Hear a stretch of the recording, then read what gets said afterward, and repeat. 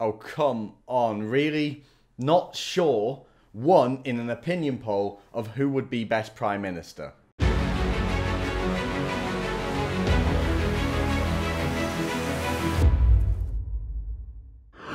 Andrew Neil just tweeted something really shocking and I had to check it was true. So, not sure just won a poll for who would be best Prime Minister out of Jeremy Corbyn or Theresa May. Prime Minister, not sure, would be better than Corbyn or May. And I can't say I disagree, if I'm honest. I had to check to see if it was true, but amazingly, not only is this true, it's been true for months. Months. Just look at this map of the polls. So, Prime Minister not sure was polling higher than both of them, both Corbyn and May, back in November and December last year. Then Theresa May took over for a little bit, plummeted a bit, and now we're here again. PM not sure has overtaken Theresa May. That's how bad she is. And I think the real story here, though, is Corbyn. So look at this line. Up until April last year, he was slowly declining. He suddenly peaked in June last year, though, if you remember. That's when the general election took place. So I think that's kind of what you expect to happen. During the 2017 general election, Corbyn was seen more than ever. He was people were made to think about him as a potential prime minister. So we went up in the polls a bit because people actually, for once, thought about the guy. And May took a beating, and the pair ended up pretty much neck and neck in those polls. And since then, they've remained at each other's necks. Not that much of a difference. Occasionally, Labour's taken over in those polls. In these polls, actually, in terms of who would be best prime minister and not who would be the best party, it stays kind of neck and neck. I don't think Corbyn's had that much of an advantage over May if you look at this.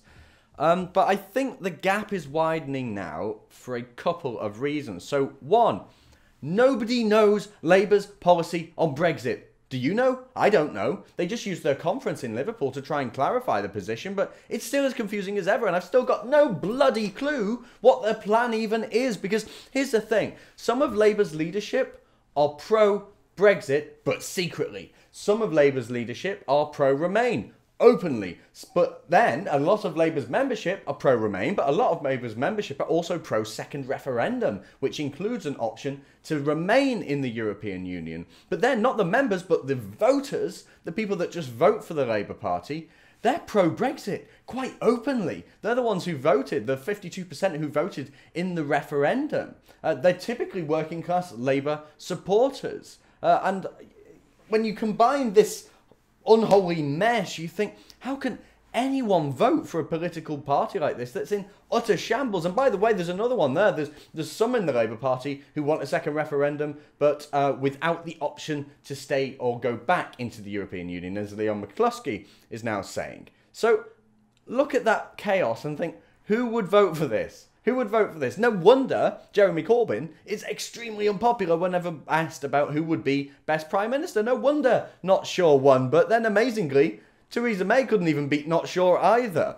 She might be sort of riding off that great speech she did the other day, which is maybe why she's beaten Corbyn. But, you know, the speech I'm talking about when she basically dug her heels in over Brexit with the European leaders, which was pretty cool. Not good enough, but pretty cool. Keep at it, Theresa May. But maybe people are just assuming now that a no deal is on the cards, so they're willing to give her the benefit of the doubt. I think no deal is probably on the cards now, by the way. That is, unless the plans proposed by Jacob Rees-Mogg go through. Either way, I think I'd be happy.